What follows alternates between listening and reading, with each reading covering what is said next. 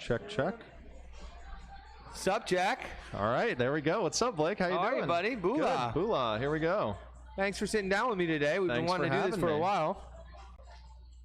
Yeah, thank you for having me. I am looking forward to this. As soon as I saw you put this whole getup in, I said, I want to get on this. It's like, I'm in on that, dude. Yeah, it felt right up my alley because I feel like we always said, it's like every time we come here, we end up talking for 20, 30 minutes.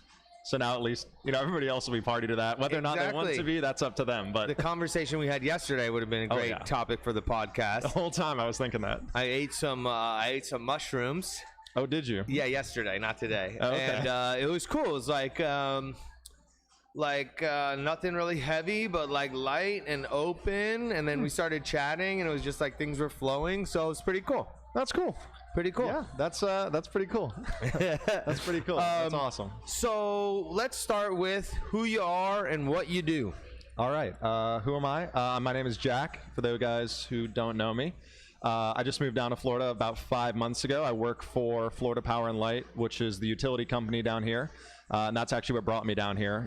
Had my job. I just graduated college in May, so got that job and figured living in Florida is not the worst place to be. And, yeah, not at all, especially this past couple years. Yeah, I was going to say, it's funny. Ever since that is the one thing we talk about a lot is, compared to a lot of my friends in New York, a lot of my friends in D.C., it's definitely a little different down here. And yeah, I can whether or not that's good or bad, that's up to somebody else to decide. But, I mean, at least in terms of how I live, it's been pretty nice. Yeah, definitely. Absolutely. So you have friends that are still in New York, still in D.C. Yeah, most of my friends are all in the D.C. area. That's the one thing. That was actually like my biggest when I was doing like the pro-con list to figure out what I was going to do. That was one of the big cons was just all my good friends, or at least were and still are obviously a lot of them in D.C. area.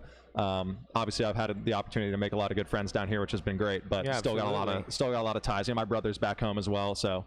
Still got a lot of ties back there, so I go back. Are they locked down up there, or is it? I don't think they're locked down per se, but I know that it's. I think there are definitely a few more restrictions. I mean, that's like the classic thing with Florida. Is like there's not, It's the Wild West, dude. It really is. It really. I always tell my friends, I'm like, it doesn't exist down here. Like, there's no. We don't say the C word, but no. I haven't stopped going since March of 2020. I've been blessed to be able to keep working.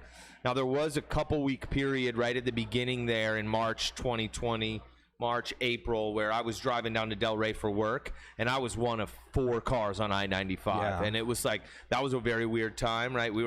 Everybody was inside. Yep. But very shortly thereafter, it got back to, business as usual. How long have you been down here? I moved down about mid-July. So mid-July 2021? This year, yeah. July of this year. Yeah. So when you came down here, it was just like wide open. And that was also right when, cases were so low at that point, like June, July of this year. It was like, even Virginia was, going business as usual at that point.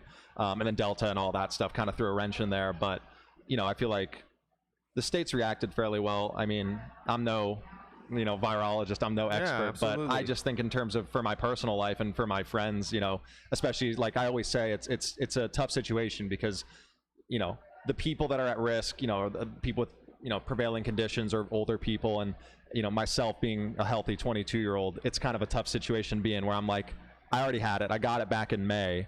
And, I already had 1 shot of the vaccine, but it was fairly mild. I had a bad cough for a few days, but, I kind of got over it. And then I'm sitting there like, okay, I already got it. It was fine. Now I feel like I don't really want to have to put my life on hold again. And that might sound selfish. And I unfortunately it might be, but I feel like everybody's kind of in that mentality now with just that fatigue over like we had the wave 1, we had the lockdown, we had the wave 2, we had the lockdown. And it's just like, at what point are we all going to kind of collectively get back to reality, especially with the vaccine. It's like, if you want to get it, you can. It's available, and that's up.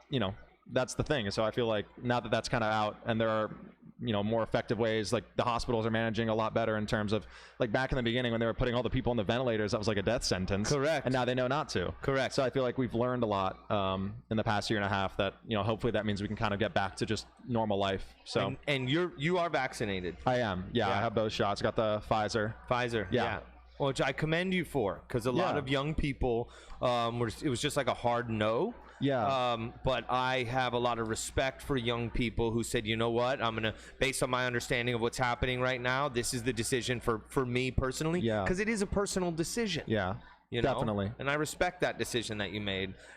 Well, I mean, for me, it was even less so about my worry over my own safety, because I wasn't worried about it so much even back when the vaccine wasn't out. I kind of just was of the impression that it wasn't really something that, you know, I probably had more odds, you know, of dying driving to get the vaccine, you know, because, you know, as a young person, that's just thankfully how it works. But the primary reason I got it was, you know, for my parents and for my grandma and for the people in my life who I cared about that I didn't want to potentially harm, obviously. I respect that. So that was the big reason for me. Yeah. And you've had no adverse reactions? No. Yeah, no. I had, excellent. You know, the classic of I was pretty tired the day after I got it, but since then I've been fine, you know, tip-top shape. Yeah. Living and still seem like a sharp young man to me. So I don't know. You know, we'll get mixed reviews on that regard. Now, what do you do at FPL? So I'm in a rotational program. So I graduated with 2 degrees in finance and environmental policy. And right now I'm in a rotational program that's finance-based, where it's a 3-year program, and each year I go into a different part of the business and do a different job, which is really awesome for someone like myself. I don't really have too clear of a direction in terms of what I want to do with my career. I kind of know what I'm interested in, but I don't know how that applies in like a business sense. Yeah, absolutely. So it gives me a chance to kind of try out different things, work around, you know, and at the end of the day too, it's teaching me how to work and work in an office, which is something, you know, I really haven't had much opportunity to do. That's so awesome. So far I've be really able to do it. that. Yeah, a lot of companies do it. I mean, GE did it back in the 90s, and I think that's what this is partly modeled off of.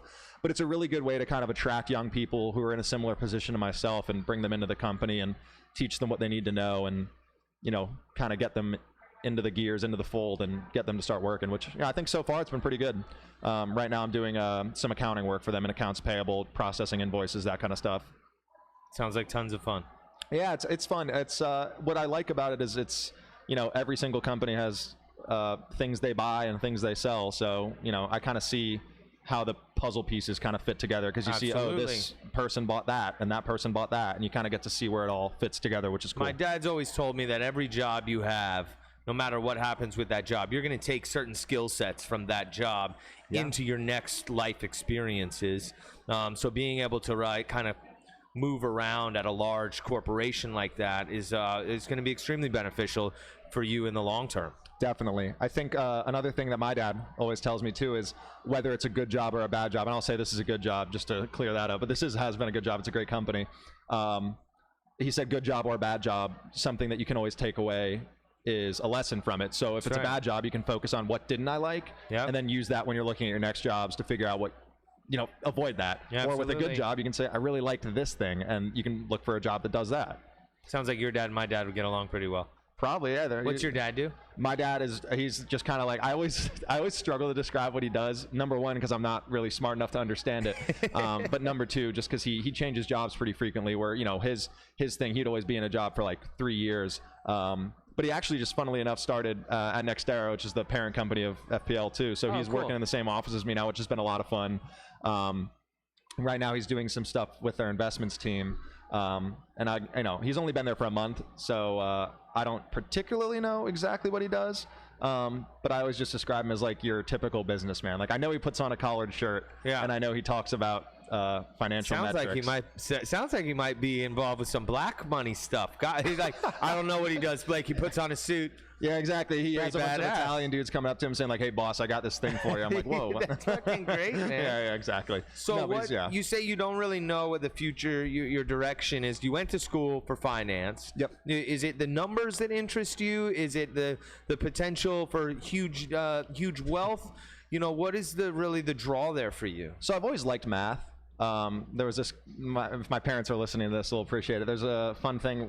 This is going to really make me sound like a huge nerd, but when we would be at like restaurants, like waiting for our table and stuff, to stay entertained, this is when I was like 6, 7, I would have them quiz me on like just times tables and math problems and stuff, because it would just keep me kind of engaged. But I've always liked numbers because, and it's the same reason I really didn't like my English classes a lot, because with math, there's always a right answer. Yeah. Right? So, you know, 2 + 2 is 4. That is objectively factual. Whereas with English and other things, you're writing an essay and it's kind of like, what does the professor think about that? Or what does so-and-so think? And it's up to interpretation. And to me, that's not really fun, because there's no certainty of that. Yeah. But I always say too, it's like I also had the major in environmental policy, and that's what I really am passionate about. So I always kind of see it as like the environmental policy is what I'm very passionate about, but the finance is what is more pragmatic and what's probably going to end up like allowing me to purchase a house in the future. Yeah.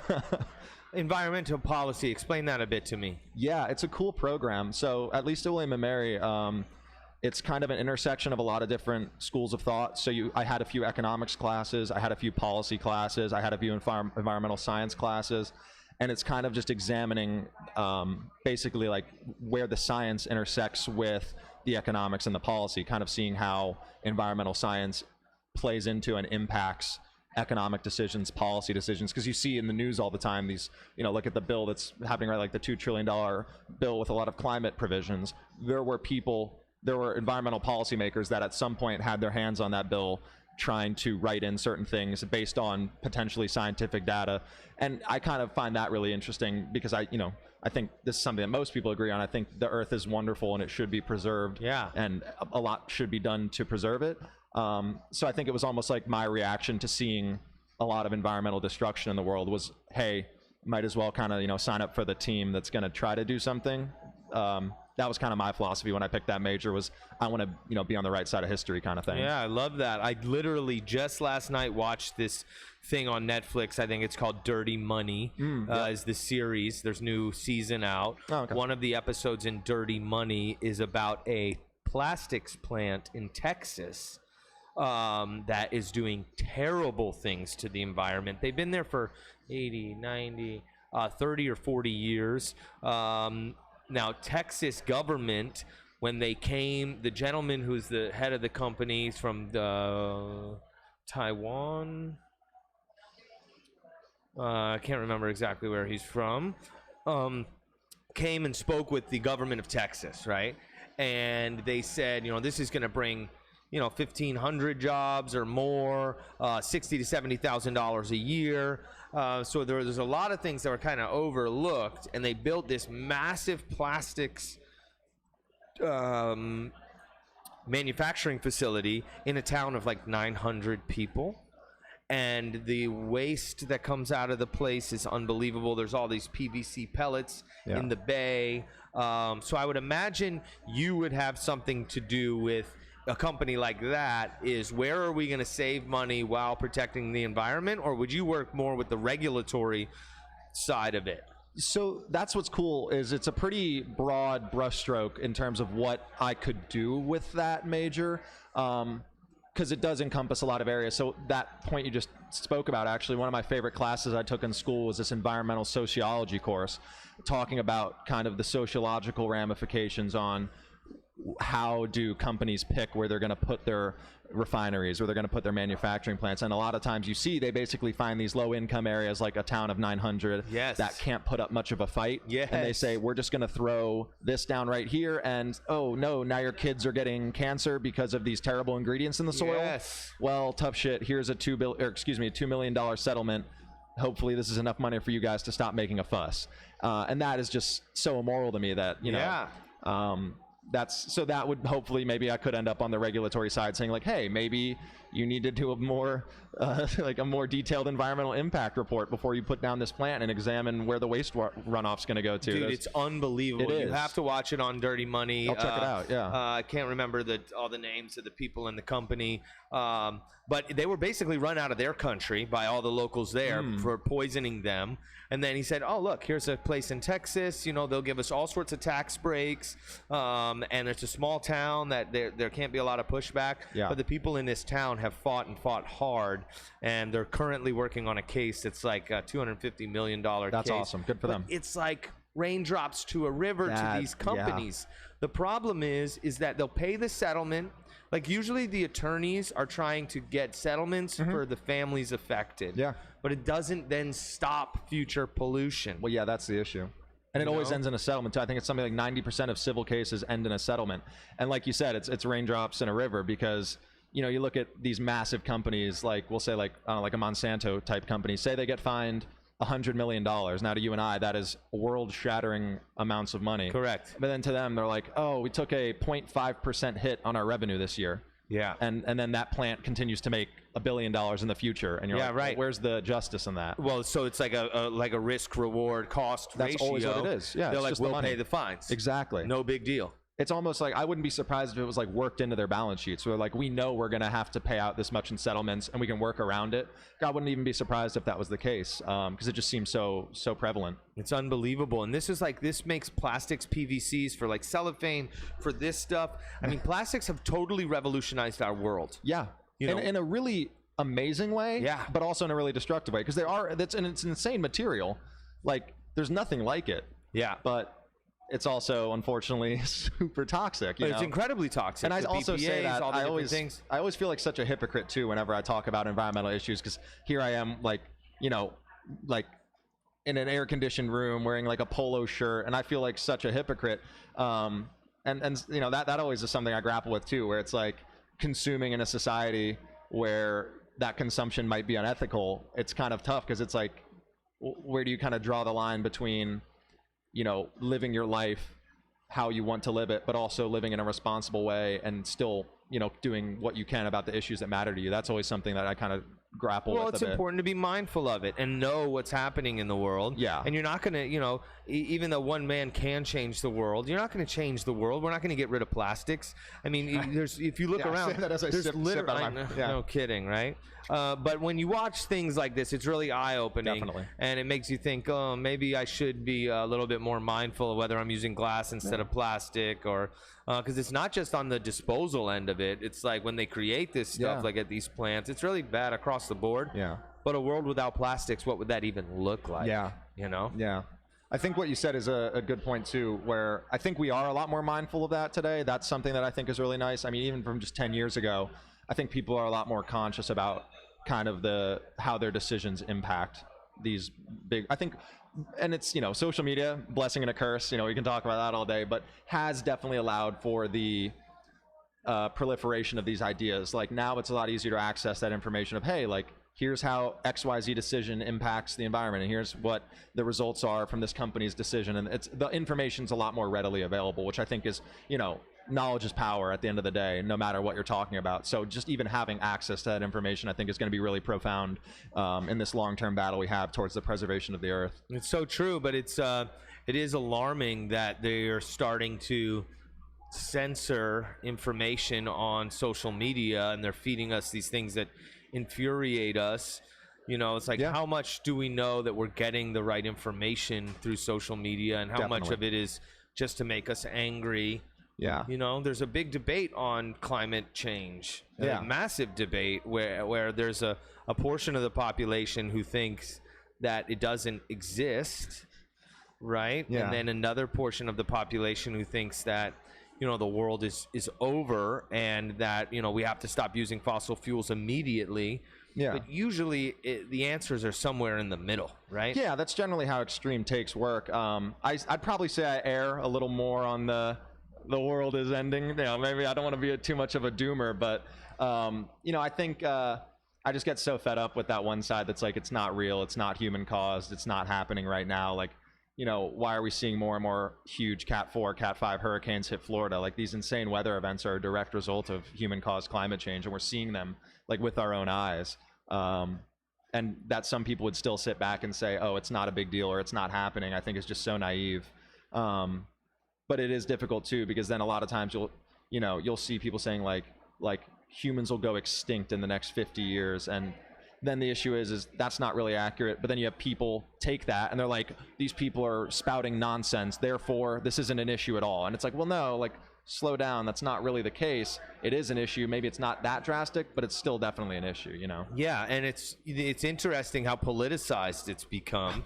Yeah. And, you know, just going back to the plastics plant in Texas, Texas is a very conservative state. Texas is a state where the politicians there do not believe in environmental regulations, right? They're very loose on that type of stuff. Texas is classic, like, freedom, you know? It's just like, do whatever you want. Absolutely, until they're dumping plastic into the bay where these kids are swimming.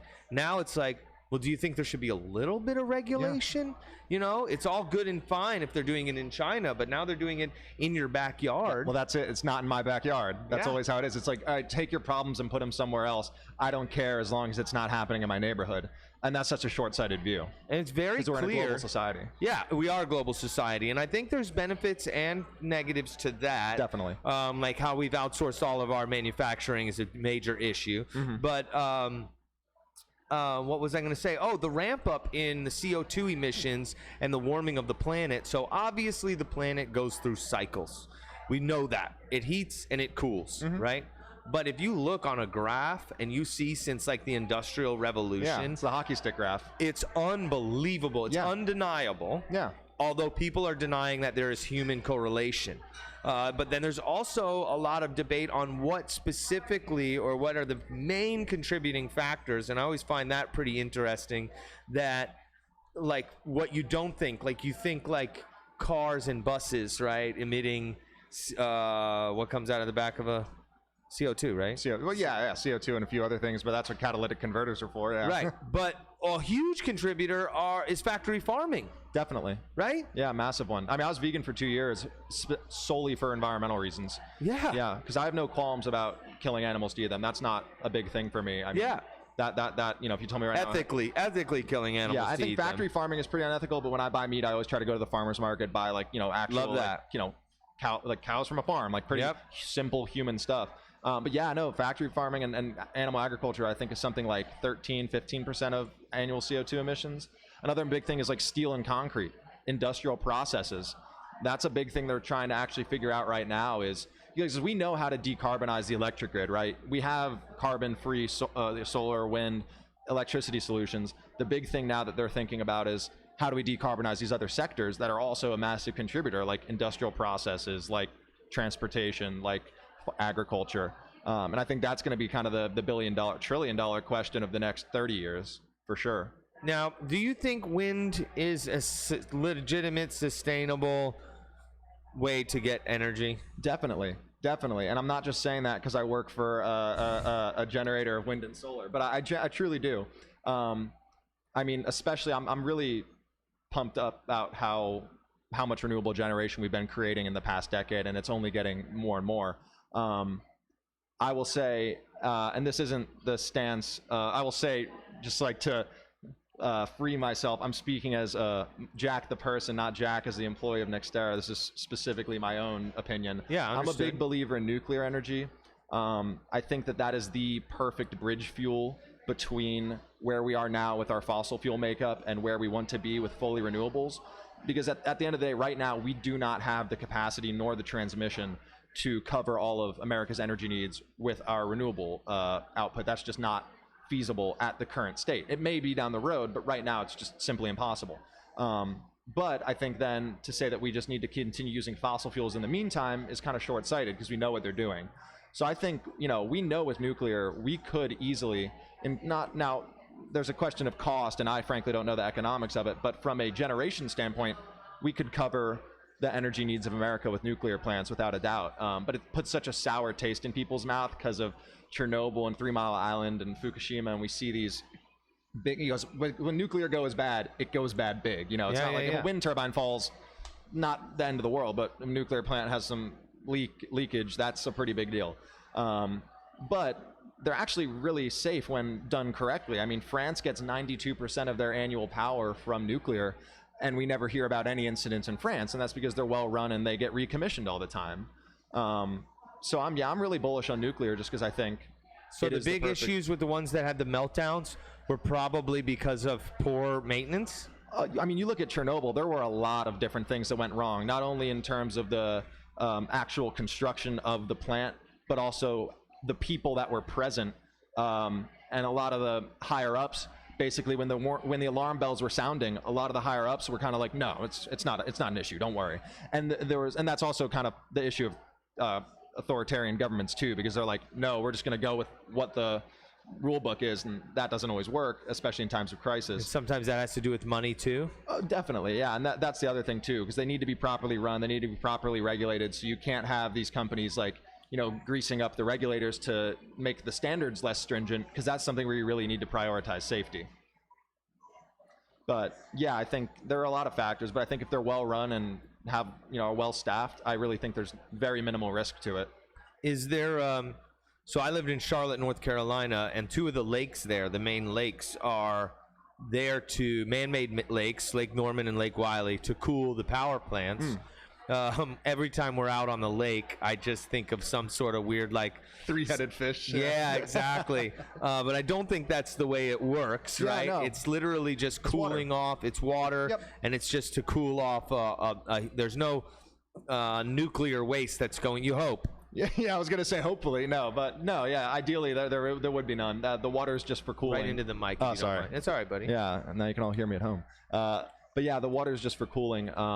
That is the one issue that I have with nuclear, is there really is no good long-term solution for storing and maintaining nuclear waste. Right now, the solution is what do we do? Bury it? Basically, you just put it in a big. I think it's steel. I might not, I don't know. It's some metal. They put it in a big tank and they say, we're just going to chuck it a few thousand feet underground. And it's not an issue for now, but 10,000, 20,000 years, hopefully society's persisted by then. It might be an issue. I say we just put it in a rocket and launch it towards the sun, but I don't know if that's feasible. That actually sounds like a brilliant idea. It sounds really cool, too. Sounds like a Bill Gates idea. Exactly. I think it'd be really cool. Like, all right, guys, time to launch the waste rocket. You just throw it into the sun. No kidding. But yeah, that is the one thing, is there's no... there's not an elegant solution to getting rid of nuclear waste. Do you know what creates that nuclear waste, what that is? Is it like the plutonium rods once they melt or something like that? I'm assuming that it's, I'm not even going to act like I know anyway. Yeah. I don't even, it's nuclear waste. Bad nuclear waste. Yeah, I have no idea. Kidding. And we just bury it right now. But yeah. And then the size is another issue, right? Because usually you have to have these massive nuclear plants. Yeah. But I think what some people have said that we have technology, or close to having technology, that you can make a nuclear plant the size of a building like we're in now, 600 square feet. Yeah, modular reactors. That's what they think the future of nuclear might be, where you won't have a massive plant powering, a few cities. You'll have a reactor you'll have the Denver reactor, and it's just in Denver, and it's a modular reactor powering, we'll say, maybe like 20 square blocks of the city or something, where it can chug out a lot of power, but it's not so massive where it has to take up, 10 blocks of land just to be there. And the fear is there that then we have nuclear things everywhere. Yeah, that's the other thing. But then again, I think, hopefully the technology they're developing is safe and easy to be run, and maybe that mitigates those problems. Excuse me. Yeah, absolutely. I also think, they just this year were developing or continuing to develop fusion versus fission technology. And again, don't know much about that, but from what I've heard, the nuclear fusion is... it just pumps out an insane amount of energy when compared to fission. So it's apparently even more energy, which is really hard to comprehend. Yeah, it's pretty wild stuff. Yeah. I think that you're right about nuclear. Do you know what Elon thinks about nuclear? Is he? I don't. So he definitely wants to get away from non-renewable resources. I know he's big on solar. I don't know what his stance is on nuclear, though. I've heard some backlash about. Yeah, you can give him a shout. You let him know what he says. People have said something about the batteries in his cars, that once the battery is no good, that there's going to be a problem with disposing of that battery. Yeah. I wonder how we deal with that type of issue. Yeah, that's the thing too. It's like we have these solutions that we think are good. Hey, everybody drive electric cars, will save the environment. And then you just feel like, you keep running into other roadblocks where, now we have to figure out a sustainable way to mine the lithium. And then, okay, now we need to figure out a sustainable way to replace and dispose of the old batteries. Now, what I've heard is they have pretty good longevity. I know that they're developing that 1,000,000-mile battery right now, which would effectively last you a lifetime if you're driving 10,000 miles a year, which is insane to think about. Yeah. But yeah, I think the disposal of those lithium batteries is definitely a difficult case. I know they're also actively developing new non-lithium batteries, but they're all in very early stages right now. Like there's calcium ones, there's I think a cobalt-based one. It's interesting that even still, all of these come from minerals from the earth. Yeah, well, the one thing that really interests me is right now China has 97%, and I may be wrong on that number, but it's somewhere around 97% of the production of rare earth metals, which is all the things needed for not only going from lithium batteries, but also neodymium, which is used in wind turbines, and cadmium and cobalt, which are used in solar panels. And they have 97% of the production right now. And that's partly because they don't have as strict environmental regulations. So they just get these massive machines that dig up the earth and just go to town on hundreds of miles of land and just dig it all up. And it's really bad for the environment, which is kind of antithetical to the notion of renewables being good for the environment, because there is a lot of materials. The acquisition of these materials can oftentimes be pretty harmful. Yeah, So, and there's a human cost involved too. It's like our cell phones. There's a bunch of minerals in the cell phones that have probably come from the ground from slave labor. oh, definitely. Which is terrifying to think of too. I think I read actually that like right now on Earth there are more slaves than there have ever been. Just not only because there's so many more people, but unfortunately it's still a real problem in a lot of areas of the world. And that's really unfortunate to think about. And that's again what I talk about is like the kind of unethical consumption that we live in with you have your phone, and the factory Foxconn is one of the companies that makes some of the chips that go in your iPhone. They have nets outside of the building to make sure that the workers don't jump off and kill themselves. Because it was such a problem. Because the working conditions were so terrible that people were killing themselves. So they had to put nets outside.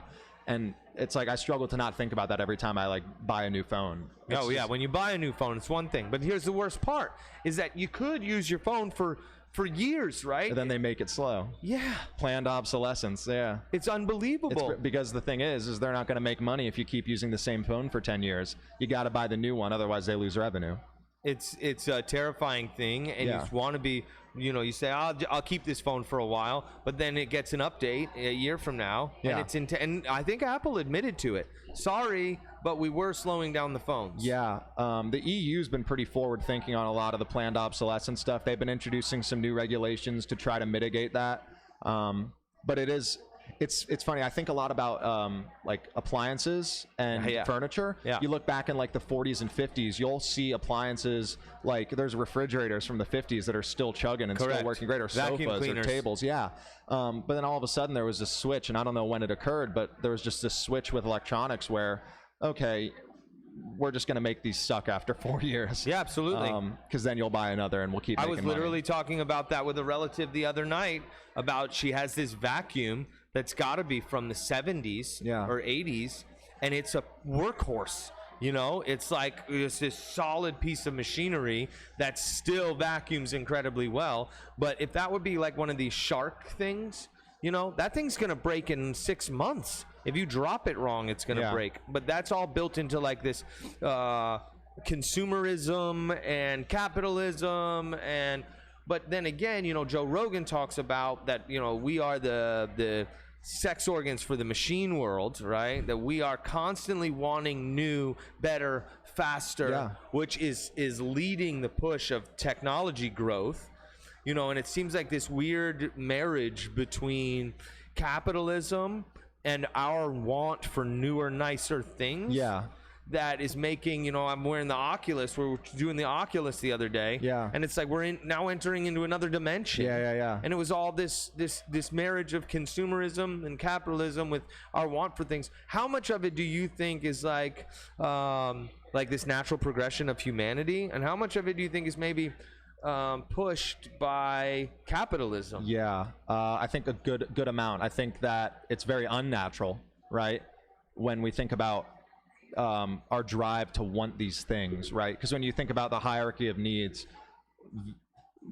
I think a lot of times about what people feel they're lacking in the modern world, right? Is like it's very non-consumer things. It's love, it's trust, it's respect for your fellow man. It's things that can't be bought. That's what we all really want. Health, exactly. Security, safety. These aren't things that can be bought. But what's funny is, actually think about safety. In our capitalist society, very often these things, and I'm actually going to go on a bit of a tangent here, these things are sold to us like they will provide these things. Look at every cologne ad. It's selling you the idea of love. It's selling you the idea of sex, even though it really can't be bought. Love can't be bought. Yep. You look at every cologne ad, though, it's this 6'4" jacked Italian model with his model girlfriend in some random lake somewhere, and they're like, buy this cologne. And they're not saying it's going to give you love, but they're implying it pretty strongly. And Absolutely. It's the same thing too. Look at ADT. If you don't buy ADT security, your family will be robbed and ruined, they and you show won't be somebody safe. breaking into the house. And It's funny. I always think that we're in a society that's very modern and very advanced, but our brains are still the same brains, more or less, that they were 40,000 years ago with the first Cro-Magnons. At the end of the day, we fear things the same way we would have feared a saber-toothed tiger, and we want things the same way we would have wanted a bright fruit growing on a bush. And capitalism is hijacking those. Yeah, and that's the issue, because we don't think that we're still in that kind of caveman mentality of thinking, even though that it really is the most natural method of thought, right? I've met a few people who are pretty close. I hope I'm not on that list. Are you kidding me? No. But I think it's funny because now we have these things being sold to us to kind of scratch that pathological itch in the back of our heads, to feel like, at the end of the day, I feel like everybody can relate to this. I'm just happy when I'm sitting around with my friends at the beach or around a campfire doing something that's very primal, very natural, and very, I want to say, like, comprehensible, where you're doing something that in your head you're like, I feel good because I'm in the sun near the water. Yeah. That's very simple to understand. Yeah. But then, you buy something on Amazon or you get a new phone and you get that dopamine surge, but it's not from anything natural. It's just from, they told me I'd feel good when I bought this product, so I bought this product. I guess I feel good, but it's not a true good. It's not a true feeling of goodness. It's kind of a manufactured one. And fleeting. And it's very fleeting. Yeah. It's very fleeting. Because you'll go home and you'll be going to bed that night and you'll feel kind of the same you did yesterday, but you bought a new phone at least. Yeah. And there's the social hierarchy part of it too. Oh, yeah. Like, one, of not being left behind. All my friends have it, all of my peers have it. Two, of not only not wanting to be left behind, but wanting to be at the top of the pack. Yep. You have the newest, the nicest. There was kids on my block as a young man who always had the newest gaming system and always had the coolest toys. And it took years for me to get the Xbox.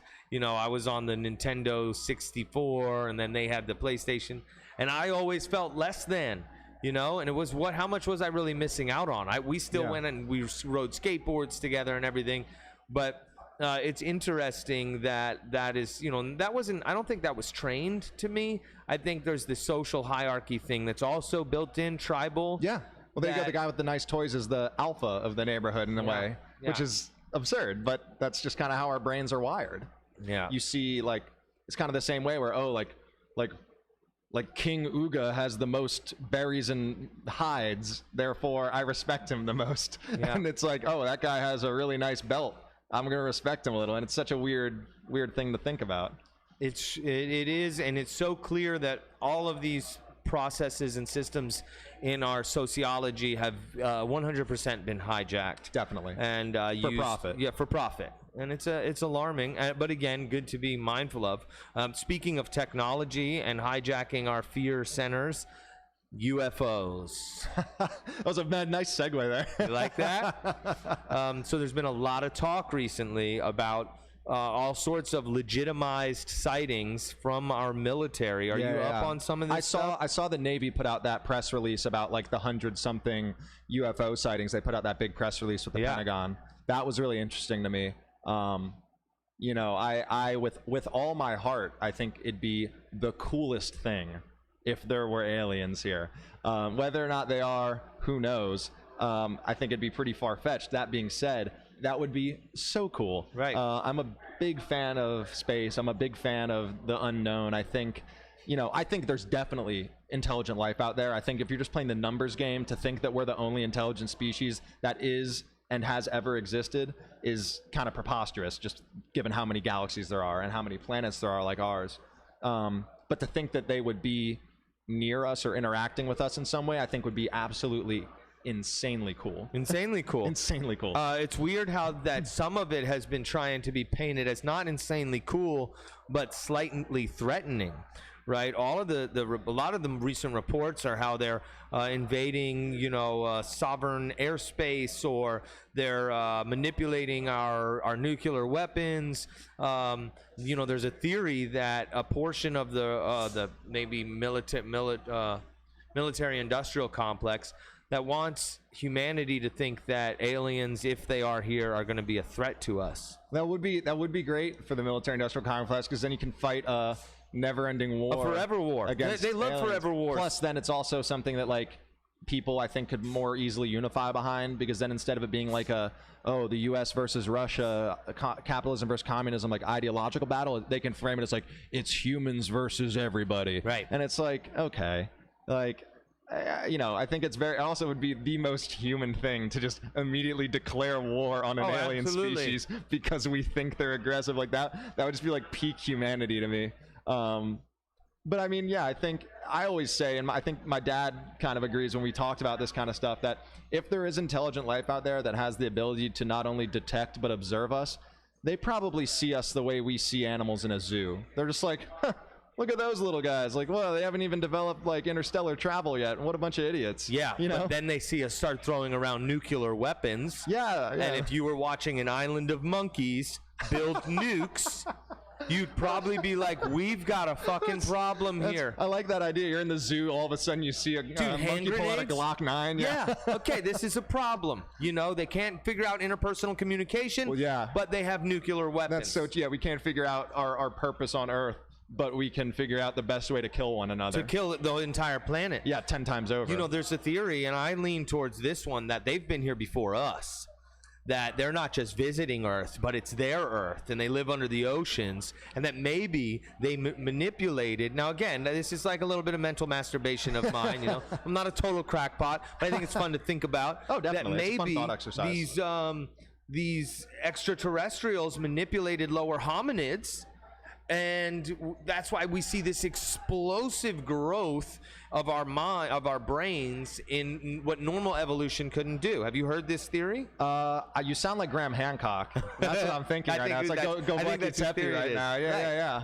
Fingerprints of the gods. Like, Well, who fucking knows? Well, that's what it really is. It's like who truly knows, especially with something as, outside of what we can think about, what we can kind of easily comprehend. Outside of that, how can you or I sit there and be like, this is it, this is the definitive truth? And we're always grabbing for straws. Yeah, I think that's very human nature. Right. Because I think, like I just kind of touched on, is we don't really know why we're here. We don't really know how we came to be or how anything came to be. And a lot of people have faith-based answers to that, and that's very admirable. And I think that's just kind of human nature. We're always asking ourselves, like, why are we here? What is my purpose? How did we get here?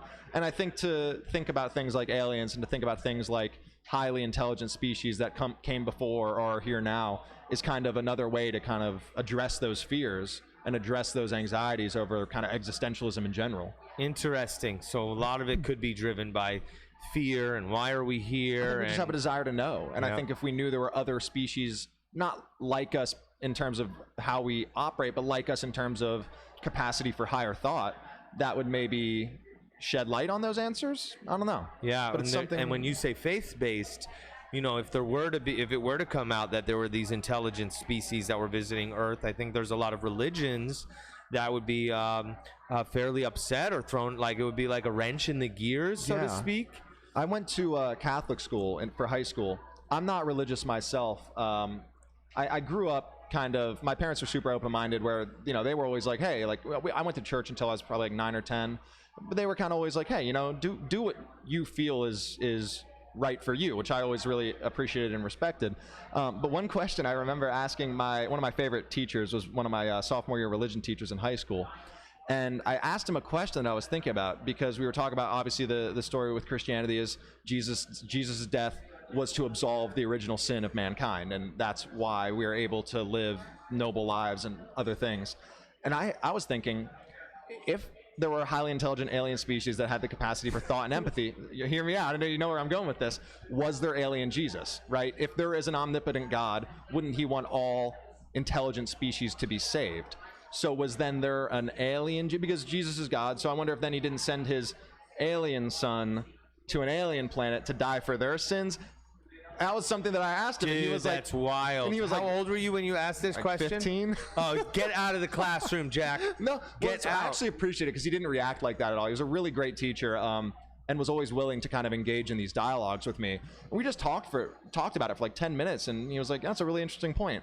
He said, like, and he kind of went through that. Sounds like a great teacher. He was one of my favorite teachers, easily. Yeah. If he's watching it, Mr. Sullivan, love you, man. You're a Awesome. great teacher. But it's funny because he kind of went through that thought process with me, which is, well, if we assume that God is loving, if we assume that God is omnipotent, if we assume God wants to save all creatures, irrespective of whether or not on Earth, then maybe there was an alien Jesus, and maybe they had their own story about him and their own religion off of him. And I think it's I mean, again, who knows? Who knows? I don't think, and I don't know, and nor do I claim to know, but I think it's something really fun to think about, just for thought's sake. And it kind of, I don't know if I'm off base here, but you know, there's this common thread of the Jesus person or entity in all different religions, whether it's like Gilgamesh or it's like these origin stories. Yeah. And it could be maybe along the lines of what you're saying, is that there was this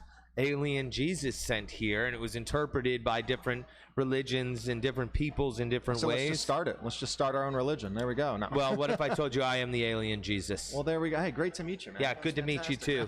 Good to meet you too. The one thing that was interesting is every classic society has a flood story. That to me is really interesting.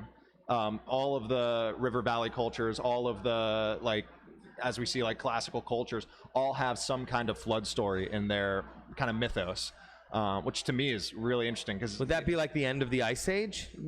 Well, that's one of the theories. Yeah, that it was about 15,000 years ago. One of the big glacial melts potentially could have caused it. There was another idea that a meteor impact, not enough to wipe out Earth, but there is evidence of a meteor impact about 13,000 years ago. They see it in the layers of soil. That was pretty substantial. And they think maybe that could have caused just massive tsunamis across the world, which is why we see the story in cultures from all around the world. Which is, it's, again, real, I don't know, but it's really interesting to think about. Yeah, very interesting to think about. And it just goes to show you that even though, like, the world wants to tell us we're so different from each other, and that our societies are so different, and we have such different faiths, and it's like, dude, we're all I mean, this is all the same ride we're on. Yeah. You know what I mean? We're on this rock hurling through space, and nobody really knows why we're here, but everybody wants to deny the fact that we came from the same bloodline. Yeah. Very close. Yeah. You know? Well, like also we said yesterday, is we kind of forget that every person, no matter who they are, what they believe, or where they live, wants basically the same thing, which is happiness. It's John Locke: happiness, safety for themselves and their family, and a sense of purpose in this world. And it's, if you break it down to that, we really all have so much more in common than I think a lot of people would want us to believe. Yeah. Because I think that's, at the end of the day, what makes us human. That was one of my main drivers for wanting to do this podcast, was that people think that their story is so unique, and that nobody would understand. And more often than not, somebody's been through something similar that you've been through, feels the same feelings that you've been through, has had very similar trials and tribulations. So I thought that having conversations with people from all different walks of life and theologies would help show that we're all a lot more alike than we may think, even though some of us may think that, you know, alien DNA was put into monkeys, and other people think that there was an alien Jesus, you know. But we all want to make sure nobody breaks into our home at night. We can provide opportunity for our children, and that we can live a long, healthy, prosperous life. We all want that. Exactly. You know? Yeah. I totally agree. I also, on the podcast too, first of all, I think, as I said, great idea. I think the idea of kind of like a community-based community. That's okay, dude. I gotta learn. I don't have the headphones on, so you might sound fine. Yeah. But I just want to make sure we're getting every bit Watch of me it. have been on mute the whole time. Oh yeah. No, we wouldn't do that. Yeah, I think levels look You're great. good. I think the idea of like a community-based podcast is really fascinating too, where you have just, you know, whoever wants to be on. I think that's really cool. And like you said, I think it's interesting because, like, yes, we all have so much in common, but we also bring so much unique unique things to the table. Yeah, great point. Different stories, different perspectives, different ways of thinking about things. And that's, I think, where, what the beauty of humanity is. You'll have 7+ billion people, all with very, very similar goals, very similar values, but then also such different ways of thinking about the world. And I think you ask one person a question, you'll have 7 billion different answers. That's a very interesting concept, unless it's 2 + 2, like we're talking about. Math, it's always one answer. I like that. And except for in the past 2 years, it seems like everywhere you look, 2 + 2 = 7. And I don't even get me started on this concerted effort to change what fact is with this massive psychosis that's been created, Yeah, I think the politicization of the word fact has been a bit dangerous because it started off, I think, in a good place. I think people were saying, hey, like, let's stick to the facts, let's focus on the facts. And I think that's important. You have to focus on truth and objectivity. But I think once that word, and it always had been there, but once the word fact kind of started becoming a political tool, I think it really became an issue because now we're starting to see kind of like its use as like a weapon where it's, we have different facts on this situation. And it's like, well, how can there be differing facts? Checkers. Yeah, and it's like, how can there be differing facts on a situation? Because the notion of a fact is that it's based in truth and is immutable in a way. But now we see things like, oh, well, this is a fact. Well, no, this is a fact. And you're like, well, wait a minute. You can't have contradictory facts. And that to me is kind of the worrisome part where it's not to sound like every person that's ever talked about this subject, but it's, it gives very much like Orwellian vibes where you have the Ministry of Truth. And it's kind of, well, it becomes dangerous when you kind of think back and saying who's deciding on the facts. Because at first, the scientific method is valuable. There's multiple steps to it. There's peer review. There's things that are put in place to ensure that the facts are the facts. But I feel like we're getting into this maybe dangerous position where facts are kind of now just becoming what people say they are, and it's almost like a collective agreement on fact as opposed to a scientific approach to what fact is. Yeah, and the fact checkers, like, it seems as if a lot of the fact checkers are very biased and are toting, theological line that it used to be where a journalist would question everything, and would show you the facts as they were able to find them. But now it's like it's this one ideology or this one method of thinking, or this group think that's the only fact checking they're doing. Does this match up to the group think? Yeah. It doesn't match up to the group think, so it is false. Yeah. And even if you read the article of the fact check and they say proven to be false, right? If you read into it, the reasoning for it to be false is usually nonsense. I'm glad you said that. I remember seeing this one where I was like PolitiFact or Snopes or one of those like fact checking sites, and it was basically the fact in dispute was, and I don't want to get political, so I won't say the name of the politician. Okay. But some politician said this thing, and it was a quote of this politician. You go to the website, it says mostly false, and I was like, mostly false. And I remember them saying it. And then I look and read the description. It's like, while this person said that thing, and I'm like, well, wait a minute. They said the thing. How is it mostly false? They're like, the context of it. I'm like, it's just asking whether or not the person said it. And it's like, you literally word for word said, they said it, but. And I'm like, well, then that means it was mostly true or fully true. Correct. But they're saying mostly false because there's different ways to interpret the quote. And I'm like, but that's not the fact. The fact is the quote was said. The interpretation's a whole different story. Exactly. But now that we're kind of getting the interpretive side blended into the factual side, I think is what's dangerous. Very dangerous, because what they're basically playing on is the fact that just now that it's had a fact check flag on it, not very few people are then going to read into it. Exactly. They just see, that's been fact checked, so it's debunked. Yep. I saw that on there. It had the little thing fact checked. I didn't read into it, but I trust that it's debunked.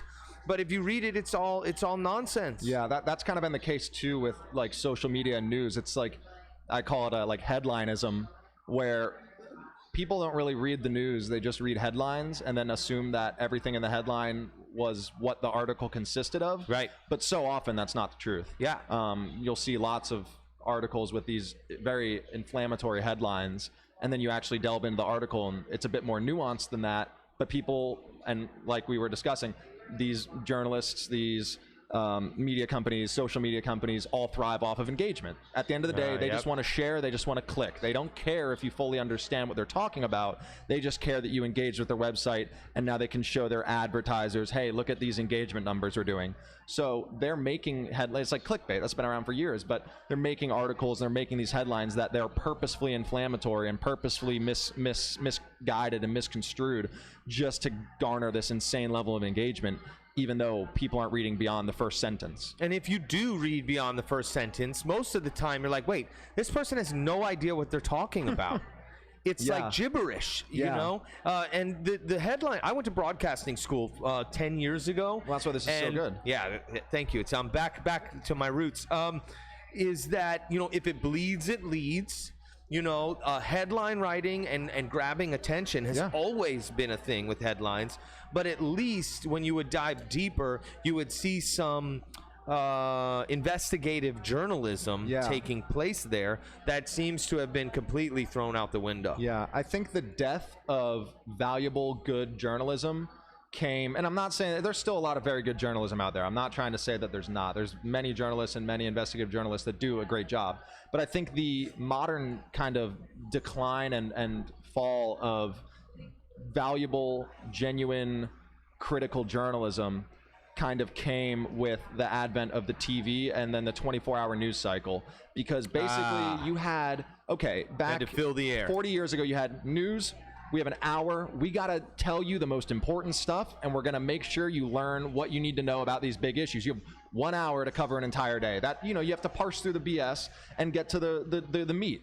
And now, unfortunately, with the 24-hour news cycle, and now with every article written about anything you can ever think of in social media with posts happening every second, now you're just seeing, well, shit, we don't have anything today. Let's just write some recycled bullshit, or let's just write some non-issue and try to make a mountain out of a molehill to drive engagement on a slow day. Because we have to drive engagement. Exactly. Even on a day where maybe nothing noteworthy happened. Maybe it was just a pretty normal day and there's not much to report on, but that's not good for business. The news says it's a great day to be alive. Exactly. And you don't see it. Yeah, it's like, because I think, like, then going back to the caveman idea, our brains are hardwired to prioritize the negativity in our lives because that was our survival mechanism. The reason why we exist today is because our ancestors were fearful enough to avoid a threat or to avoid a dangerous situation.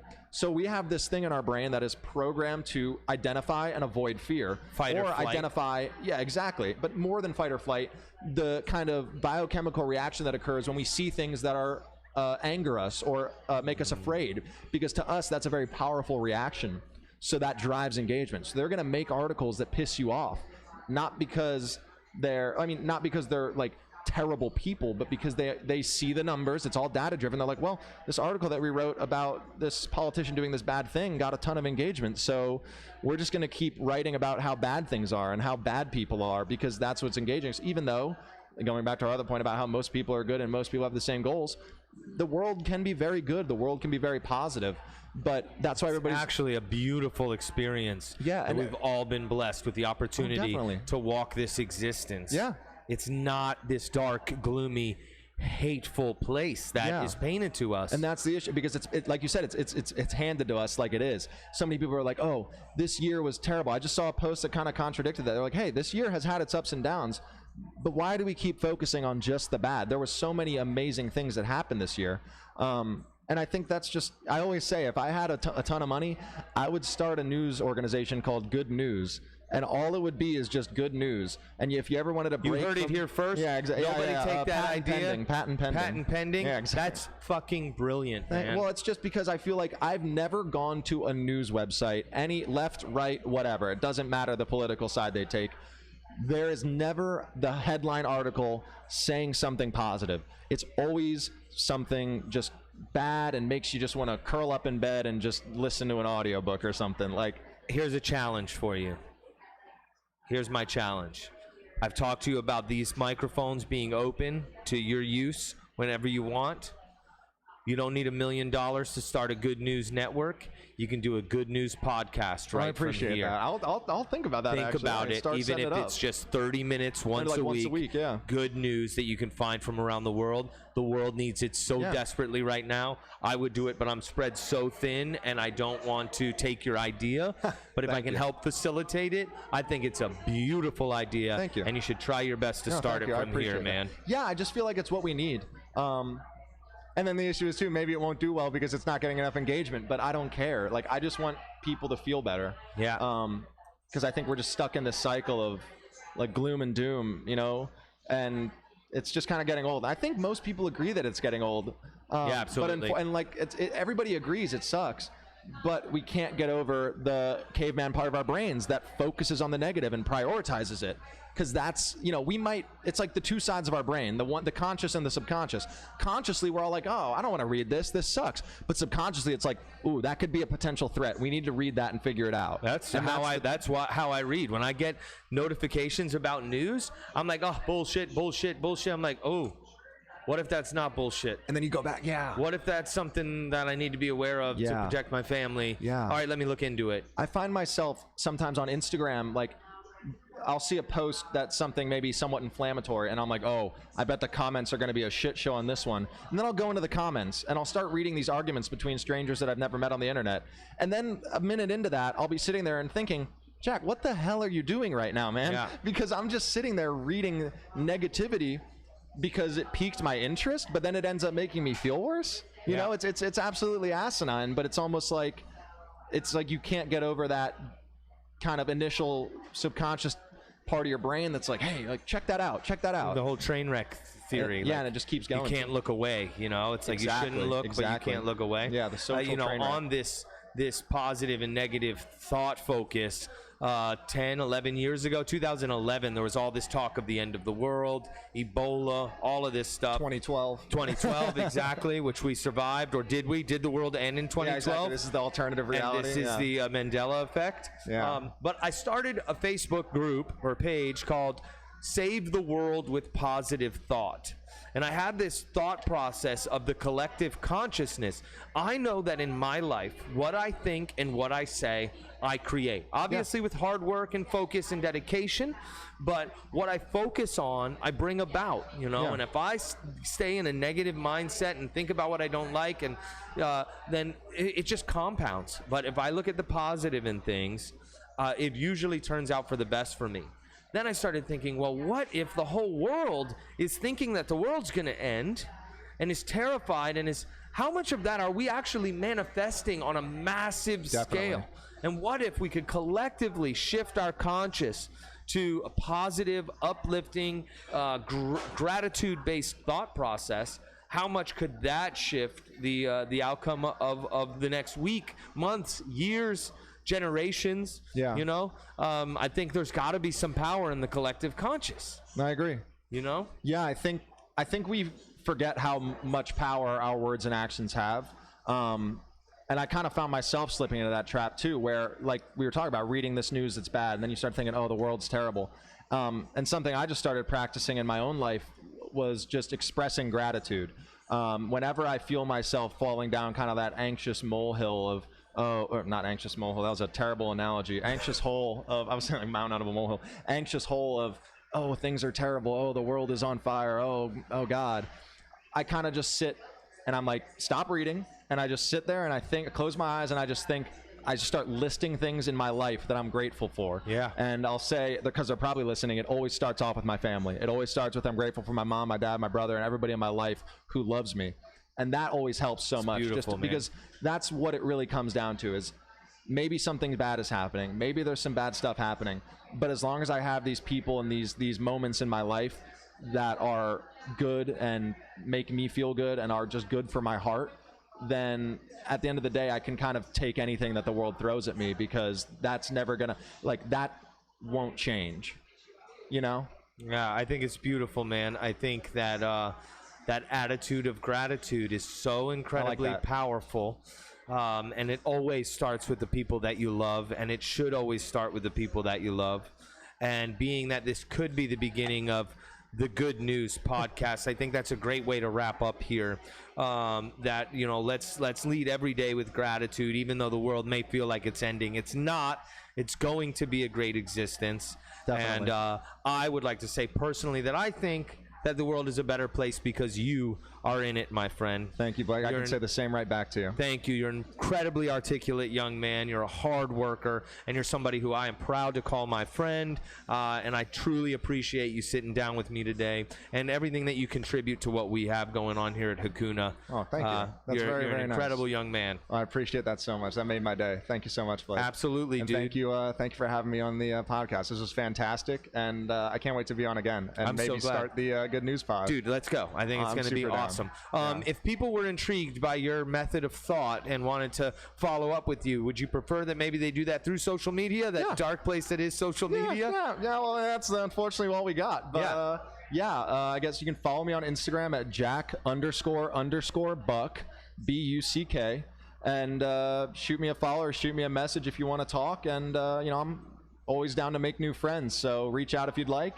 And for those who know me who are listening, probably saw this because I put it on my Instagram story at some point. I want to say thank you for that. My family's listening. I want to say I love you guys and thank you for listening. And I'm just super glad to be here. And this was a really, really nice way to spend my evening. You're the man, Jack. Blake, I appreciate it. Thank you so much, dude. Thank you. Thank you guys for hanging out with us. We'll see you next time. Boolah. Boolah. See you guys. Awesome. It was a great time. Awesome.